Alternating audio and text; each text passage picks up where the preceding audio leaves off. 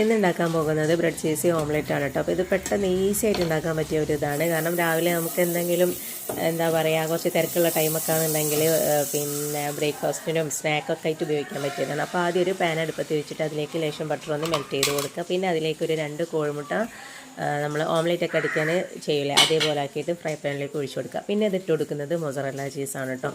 പിന്നെ അതൊന്ന് നല്ല ഓംലെറ്റ് ഒന്ന് ലേശം കുക്കായി എന്ന് വന്നതെന്ന് കാണുമ്പോൾ പിന്നെ 2 ബ്രെഡും കൂടി വെച്ച് കൊടുത്തിട്ട് നല്ലോണം ഒന്ന് പ്രസ് ചെയ്ത് കൊടുക്കുക. അപ്പോൾ ആ പ്രസ് ചെയ്ത് കൊടുക്കണത് എന്താണെന്ന് വെച്ചാൽ ഈ ഒരു ബ്രെഡ് ഈ ഒരു ഓംലെറ്റിലേക്ക് നല്ലോണം ഒന്ന് അമരാൻ വേണ്ടിയിട്ടാണ് കേട്ടോ. നല്ലോണം സിങ്കായി കിട്ടിക്കോളും. പിന്നെ അതിൻ്റെ മേലെ ബാക്കിയുള്ള ചീസും കൂടി ഒന്ന് വെതറി കൊടുക്കുക.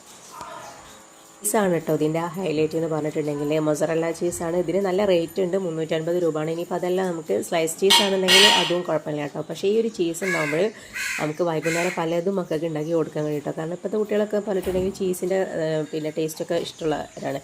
നമ്മളൊന്ന് കാലത്ത് എന്ന് പറഞ്ഞാൽ ഈ ഒരു ചീസും ബട്ടറും എന്ന് പറഞ്ഞാൽ എനിക്കൊന്നും തീരെ ഇഷ്ടമില്ലാത്തൊരു സാധനങ്ങളായിരുന്നു കേട്ടോ. അപ്പോൾ ഇതുണ്ടാക്കി കൊടുക്കുകയാണെന്നുണ്ടെങ്കിൽ നല്ല ഹെൽത്തി ആയിട്ടുള്ള ഫുഡ് തന്നെ ആവുകയും ചെയ്യും. പുറത്തുനിന്ന് വാങ്ങി കൊടുക്കുന്നതെന്നുള്ള ആ ഒരു നമുക്കൊരു ടെൻഷനാണല്ലോ, പല എണ്ണയിലോട്ട് ഇങ്ങനെ പൊരിച്ച് വരുന്നത് അല്ലേ.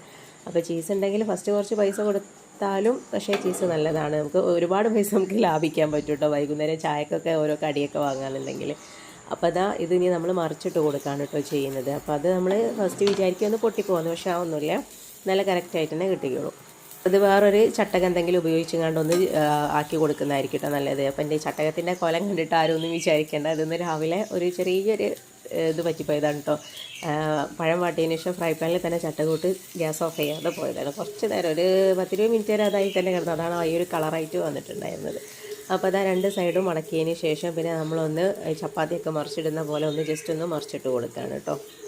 പിന്നെ അത് നിങ്ങൾക്ക് സാൻഡ്വിച്ച് പോലൊക്കെ കേട്ടോ ഒക്കെ ആക്കാം. കാരണം എന്താ വെച്ചാൽ എന്തെങ്കിലും ചിക്കൻ്റെ ഫില്ലിങ്ങും ടൊമാറ്റോ ഒക്കെ വെച്ചിട്ട് ഒന്ന് ഫില്ലൊക്കെ ചെയ്ത് കൊടുക്കാം കേട്ടോ. ഞാനിപ്പോൾ ജസ്റ്റ് ഇങ്ങനെ ചെയ്യുന്നുള്ളൂ. എനിക്ക് എന്താ പറയുക അങ്ങനത്തെ തക്കാളിയൊന്നും വെച്ചിട്ടുള്ള ഐറ്റം തീരെ ഇഷ്ടമല്ലേ കേട്ടോ ബ്രെഡിൻ്റെ ഉള്ളിൽ.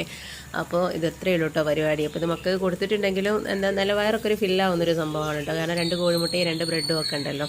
അപ്പോൾ എല്ലാവരും ഒന്ന് ട്രൈ ചെയ്ത് കൊണ്ട് എന്നിട്ട് ഫീഡ്ബാക്കൊക്കെ പറയാം. പിന്നെ ഈ ഒരു ചാനൽ ഇഷ്ടമാണെന്നുണ്ടെങ്കിൽ സബ്സ്ക്രൈബ് ചെയ്ത് സപ്പോർട്ട് ചെയ്യാം കേട്ടോ. അപ്പോൾ ഇനി നെക്സ്റ്റ് വീഡിയോയിൽ കാണാം. Okay, thanks for watching.